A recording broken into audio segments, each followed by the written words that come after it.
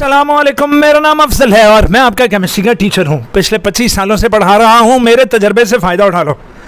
Class 9 chapter number 4 stoichiometry के MCQs ने बहुत परेशान कर रखा है टीचर्स और स्टूडेंट्स को, क्योंकि हर एमसीक्यू अपने अंदर एक न्यूमेरिकल है और ये एमसीक्यूज़ आपको एमसीक्यूज़ की शक्ल में नहीं, ये आपको शॉर्ट या लॉन्ग क्वेश्चंस की शक्ल में आने वाले हैं। तो लिहाजा इनकी प्रिपरेशन लाजमी कर लेना। तो मेरा बच्चा, मैं हर एमसीक्यू की कोशिश कर रहा हूँ अलहदा से वीडियो बनाऊँ, और चूंकि उसकी वर्किंग 7 से 8 से 10 मिनट तक चली जाती है, तो इसलिए मैं ये तोड़ कर बना रहा हूँ ताकि मेरे बच्चों को अच्छी तरह समझ में लगे। डिस्क्रिप्शन में लिंक दिया गया है जिसमें एमसीक्यू नंबर 1 पूरी तरह सॉल्व कराया गया है। फिर डिस्क्रिप्शन में दूसरा लिंक दिया गया है जिसमें एमसीक्यू नंबर 2, 3, 4 बताए गए हैं। फिर डिस्क्रिप्शन में आपको तीसरा लिंक भी मिलेगा जिसमें एमसीक्यू नंबर 5 को सॉल्व किया गया है। अब इस वीडियो में मैं आपको सिखा रहा हूं एमसीक्यू नंबर 6, ठीक है। तो लेट्स स्टार्ट के एमसीक्यू नंबर 6 की डिमांड क्या है। लें, एमसीक्यू नंबर 6 की जो स्टेटमेंट है वो कहता है कि एक नेकलेस में 6 ग्राम डायमंड्स लगे हैं। हाय, काश ये नेकलेस मेरे गले में होता। एक नेकलेस में 6 ग्राम डायमंड्स हैं। What are the number of carbon atoms in it? उसके अंदर कार्बन के एटम्स की तादाद कितनी है? तो लेट्स राइट हियर कि 6 ग्राम डायमंड्स हैं। डायमंड्स कितने हैं जी?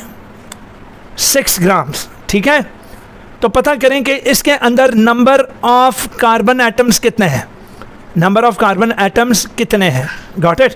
तो we are going to find out this. ले जनाब, अब आपको पता है कि हर ये एटम्स हो या मोल्स हो, ये कुछ भी हो बेटा, आपको नंबर ऑफ मोल से शुरू करना है। ले जी 1 ग्राम, ले जी 1 मोल लिखना था मैंने। 1 मोल के अंदर कार्बन कितने ग्राम्स होगा? तो बेटा कार्बन का atomic mass express in grams लिखोगे।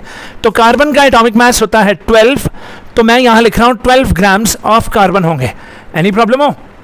तो 1 मोल में 12 ग्राम्स ऑफ कार्बन है। अब ये भी याद रखें कि 1 मोल ऑफ कार्बन में अगर 12 ग्राम्स कार्बन है तो 1 मोल में कार्बन के एटम्स की तादाद एवोगाद्रोस नंबर ऑफ पार्टिकल्स के इक्वल होगी, दैट इज 6.02 इंटू 10⁻23 के इक्वल होगी।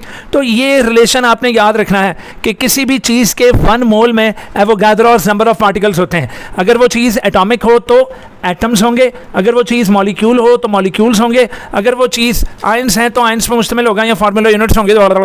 खैर, 1 मोल ऑफ कार्बन में 12 ग्राम्स कार्बन है, ठीक है, और इतने एटम्स ऑफ कार्बन है। अब यहाँ पर बेटा ग्राम्स और एटम्स का मुकाबला हो रहा है, तो मैं यहाँ पर अब इन दो को नीचे उतार लूँगा कि 12 ग्राम कार्बन हो तो उसमें 6.02 इंटू 10⁻23 एटम्स होते हैं।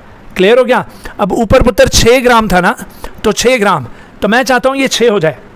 तो multiplying both sides with 1 into 12 equals to 1 into 6.02 into 10⁻23। Got it?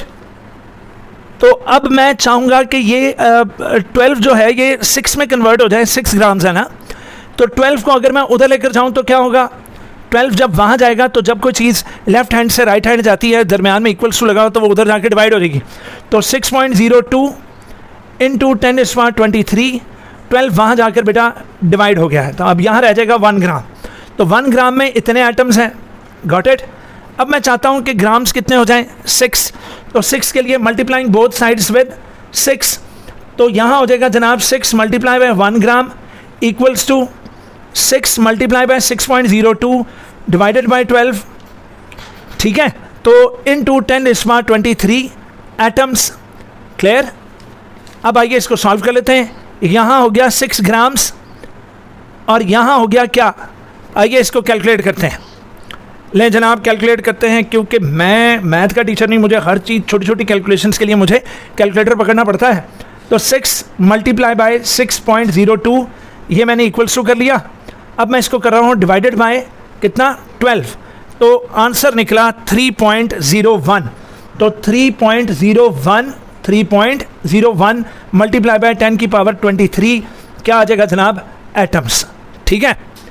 तो अब मैं स्टेटमेंट अगर मुकम्मल कर लूँ कि 6 ग्राम ऑफ कार्बन लिख लूँ, डायमंड लिख लूँ, एक ही बात है। 6 ग्राम्स ऑफ कार्बन में कितने हैं जी? 3.01 इंटू 10⁻23 एटम्स मौजूद हैं। तो लेट्स चेक इट आउट कि क्या हमारे पास ऑप्शन है। तो जी हाँ, ये रही वो ऑप्शन। तो आपने इस पर टिक लगाना है। मैं फिर बता रहा हूँ, ये आपको एमसीक्यूज़ की शक्ल में नहीं, ये आपको शॉर्ट क्वेश्चन या आपको लॉन्ग क्वेश्चन के पार्ट बी सी के चक्कर में ये आएंगे। एंड रिमेंबर दैट, बच्चा वहाँ कंफ्यूज हुआ होगा कि मुझे तो इसका डायरेक्ट आंसर याद कराया गया है। मैंने तो डायरेक्ट इसका आंसर याद किया, मैंने क्यों नहीं इसकी वर्किंग की? तो बच्चों, इसकी वर्किंग मैं आपको करवा रहा हूँ, इसको अच्छी तरह याद करना है, इनकी वर्किंग्स को याद रखना है। You have to attempt this in board exam, वरना 4 नंबर 2 नंबर से 4 या 2 नंबरों से हाथ धो बैठोगे। अब चलते हैं एमसीक्यू नंबर 7 की जानिब।